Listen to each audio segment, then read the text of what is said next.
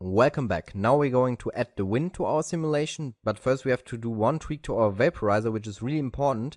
At the moment, the vaporizer is influencing all the particles, also the foam and the bubbles, if you would have them activated. So we need to make sure that the vaporizer just influences the spray. That's pretty easy in this case. Just tick on group here and add here the spray group. Very nice. Now we can take care of the wind.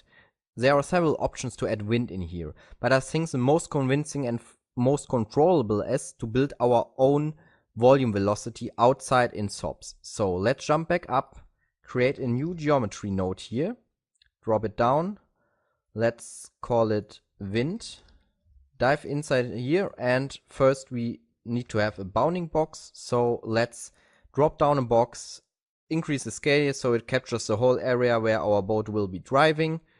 Okay, we just need to move it a bit, put 15, 5 and 2. Okay, that should encapsulate the whole way our boat is moving, and this will be our wind tunnel here. So to create all our velocity volumes, the first thing we need is a volume. So let's drop down a volume here, connect it, and in this case it's not a scalar volume, it's a vector volume, and let's call this velocity. And let's set the division size here to 0.2. Now we'll have a volume of 325 by 60 by 105, which is fine and won't iterate too slow, but has enough detail for our wind. The next node we are going to use is the volume velocity, which is really useful to create your custom velocity volumes. So just connect it here. You could also plug some point velocities in or use a mask volume. In this case, that's not necessary. Just connect it here, and what we are going to do is here to add a constant velocity, because in reference it was also like this, that the wind is blowing in one direction. So let's point 0, 1 here, so it goes in the minus direction of the x-axis. Then let's put a subtle upwards direction and also a direction to the side, so it will blow in this direction here. But just like this, it would look pretty uniform and boring, so in the storm you can be sure that you have noise in your wind, so let's just activate the curl noise. But here now is the point that it makes it really difficult to judge our wind based on what we see here. So what we need is a visualization. Let's drop down the volume trail, and what we need here are some points to trail and the velocity volumes. To scatter some points in the box, let's just create another volume pretty fast. In this case, scalar is fine with an initial value of 1.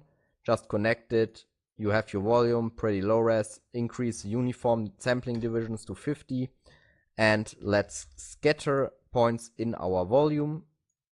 That should look like this, and now we have points to trail, so connect them, and now we have a pretty nice visualization of our wind. You can already see that it's going in this direction here, because we use this constant velocity values. Let's just increase the scatter points to 11,000 for example, and now you have a pretty good representation. Now we can tweak the swirl noise pretty good. Let's increase the swirl size, because at the moment the frequency of our noise is pretty high. So let's increase the swirl size so we have bigger patterns here and bigger swirls, so basically a lower frequency. That looks better, and also let's increase the pulse length. That means how fast the noise is changing. At the moment now it's at 2 seconds, which is fine because we don't want to add too much turbulence with our wind. It should just blow the particles to one direction. Okay, so now we created our wind here in the SOP, but make sure to drop down a null object and connect it, call it out, so that we have a node where we can grab the velocity volume. If you would grab the volume trail here, that would be wrong, because here's no more volume. We need to grab for our simulation the volume velocity itself. This here is just for visualization. Okay, jump back up. You can just hide the wind, and back in our whitewater simulation we need a way to include it as a particle force, and here really handy comes the advect by volume node, pop advect by volumes. It's another pop force, so let's just drop down a merge here and connect it. Now we have these two particle forces. Here also let's activate the group toggle and put the spray group. Okay, that should work.